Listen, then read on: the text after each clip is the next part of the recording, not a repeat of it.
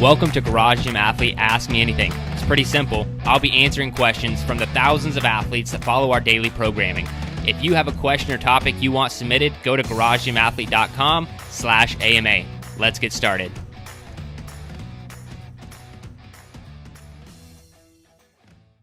All right, ladies and gentlemen, welcome to the Garage Gym Athlete Podcast. Jerred Moon here with Joe Courtney. What's up, Joe? Happy New Year, I think. We're well into the new year at this point, man. Yeah, I'm just thinking of publishing time, but yeah, the first one of the new year.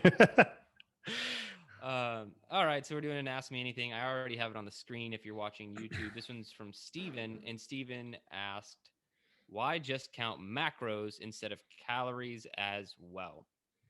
So we think we both have a good amount to say on this. So I'll start, and then I'll throw it to you, Joe, and see what you have. But All right. a big reason we talk about counting macros and not just calories is because macronutrients do equal calories. So to track macros is to track calories in a sense. So every gram of protein has 4 calories. Every gram of carbohydrate has 4 calories. Every gram of fat has 9 calories, and a gram of alcohol has 7 calories. So those are all the macronutrients. And so that's why you don't really do it. It does give you a more balanced approach when you're tracking specific macronutrients, because if you did only track calories, you could get way out of whack. You could consume way too little protein or way too many carbohydrates. These are the things that we see in a lot of athletes, or even people coming from more of a paleo background, what they typically tend to do, way too much fat. So you could just track calories. And if your goal, let's just say weight loss, you're tracking, you could burn more and consume less calories, and you will lose weight almost independent of your macronutrient count. But we feel that your macronutrients should be a little bit more dialed in. Like I said, getting the right amount of protein to move you forward and not getting too many carbohydrates that can lead to other problems. And so that's the big reason behind it. If you are tracking macros, you are tracking calories. It's just in its own way. So it's actually that's all reverse engineered. Like if you have your macronutrient breakdown, you could just do the math that I said. If I said 10 grams of protein or 100 grams of protein is what you needed, that's 400 calories. So you could quickly calculate how many calories you're tracking. But what do you got on this one, Joe? So I've been counting macros for a while now, and if you're just going based off of calories, you still might be, like you said, imbalanced in one way or another, depending on what your diet was. Because I was way high on fat, and I think there were even times where I might have tried to get more carbs, but my fat still stayed where it was because I thought, oh, I'm purposely eating a little bit higher fat, but fat has so much more calories to it than carbs. You actually need gram wise needing less fat. So I was going way over on fat, and I think dialing that in has helped a ton. And I think you've used this analogy other places, and so have other people, but not all calories are treated equally. And would you say that 500 calories of Oreos is better for you than 500 calories of chicken breast? Yeah, you should definitely be having the chicken breast and not the Oreos. So it's not everything is about calories. And I think when there's such an emphasis on calories with food, you're going to be thinking it's always the calories in, calories out thing. So if you're counting your calories of what's going in, then you're also going to be looking at what's going out and trying to track your calories burned on whatever your device is. But those are all wildly wrong. Being for with all the devices that we've had in the past, they're all wildly wrong anyway.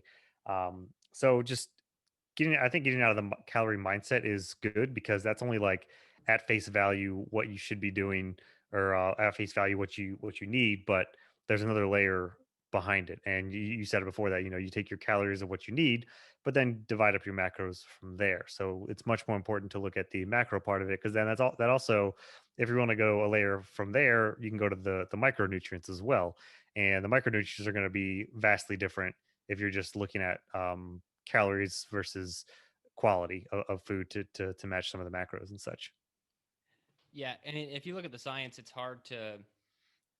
There's a lot of science backing just a caloric deficit will help you lose weight. Caloric surplus will help you gain weight, but there's a lot more involved, as kind of Joe was saying. So one, there's the health side of that, and this is the study that I've always want to see done. I've been talking to it about to Emily as well recently, because there's this guy uh, who publishes a lot of information online, who I respect, who's a nutritional.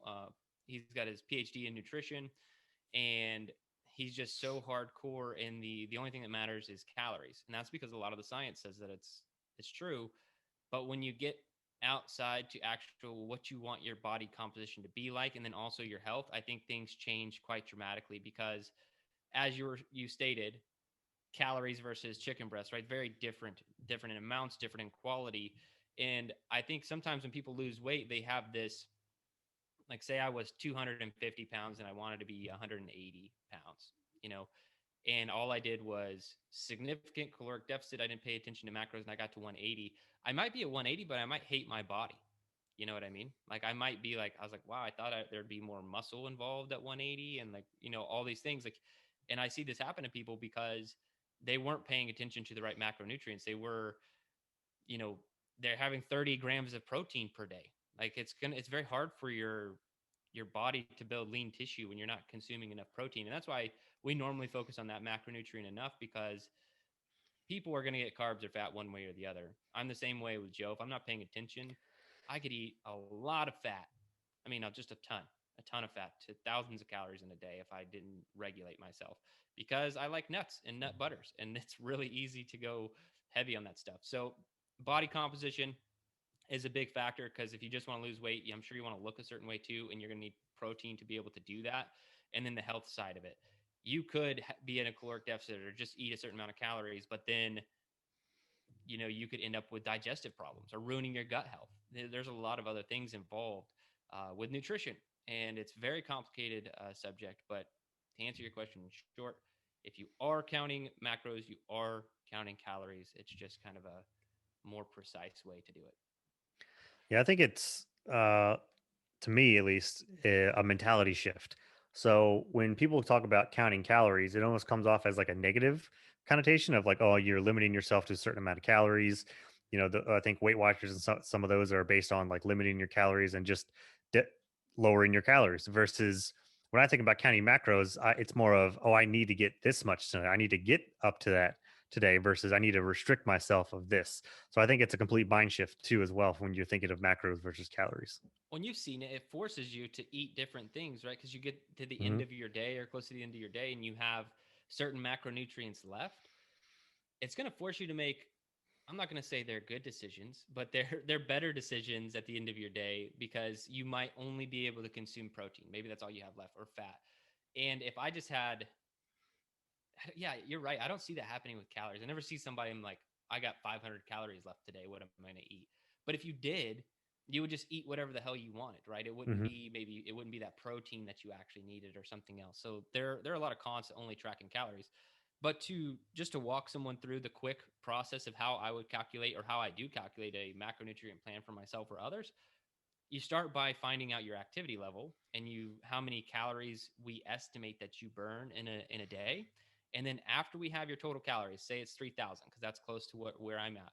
So 3,000 calories, I'm then going to break those calories down into macros. So that's how I reverse engineer a macronutrient plan, is I find out how many calories I need first for my goal, whether that's maintain, surplus, deficit, and then I calculate the macros based off of that by dividing by 4. So if I need 30% of those calories to be protein, then I would say 3,000 times 30, and then I'd find that number and I divide that by 4, and that's how many grams of protein I need. So maybe that's more in the weeds math than someone would want, but that's how you calculate a macronutrient plan, is by first finding calories. Yeah, they have macro calculators for you too. Anyway, so if you get My Macros Plus, you just put in your calories, adjust your percent, and it'll tell you what grams you have, spit it out for you. So That's essentially, yeah, they're doing the same thing. yeah, Yeah. math for you. I'm on board. It's good to know how to do the math occasionally, right? There are times we actually have to do that because, especially living here, not to get off too much of a sidebar, but a lot of the food we get here is in like another language, and like even the scanners won't pick it up, and you look at what it is, and you have to manually enter it, and the serving size might be like really hard to read, or like per milliliters or something per gram, so you have to like completely go off of it. So there's times where we actually have to look at, okay, this has grams of that, grams of that, and grams of that. Okay, let's do the math of what it would be for this serving, and then we can go from there. So if if you need to, yeah, it's definitely good to know the equation so that if you need to input something manually or like baking and things like that, we've had to do that, or Liz will usually do that. And all these things, Joe mentioned it, these things are estimates, right? Like if you're using something to see how many calories you burn, like a Whoop or a Garmin or Apple Watch, they're going to be off a little bit, so it becomes a guessing game. Even with these estimates, when we're doing estimates, we're basing it off of what we think your activity level is and what we think your resting metabolic rate is and all these things. So they're estimates. But you know what else is an estimate? Food labels. I think the FDA regulation is that calories only need to be within 20% of what's true.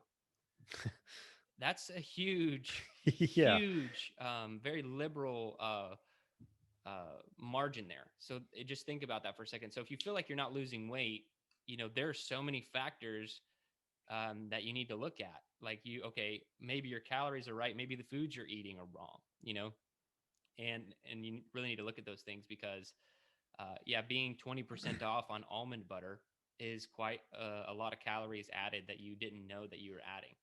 And so all these things are estimates. And so this is where I hate the scale, but at the same time, if you're trying to lose weight, that is your true marker for progress to see if you have estimated everything correctly.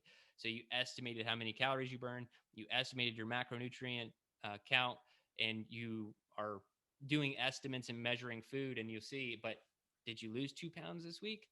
If you did, then most of your estimates are probably right. If not, one of those estimations, because they're all estimations across the board, are incorrect, and you're going to have to adjust one of them. Yeah. Cool. That's it. Steven, thanks for the question, man. That was a good one.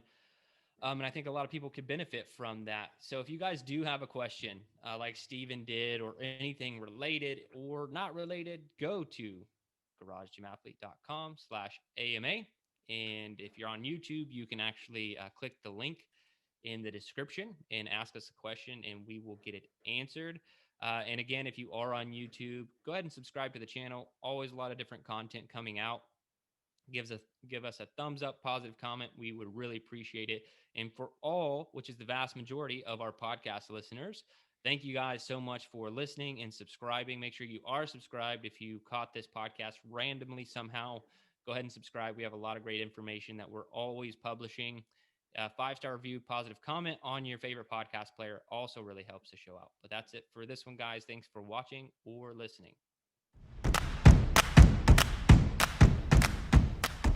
I hope you enjoyed today's Ask Me Anything episode. So one more time, if you want to submit a question, topic, or idea, you can do so at garagegymathlete.com/AMA.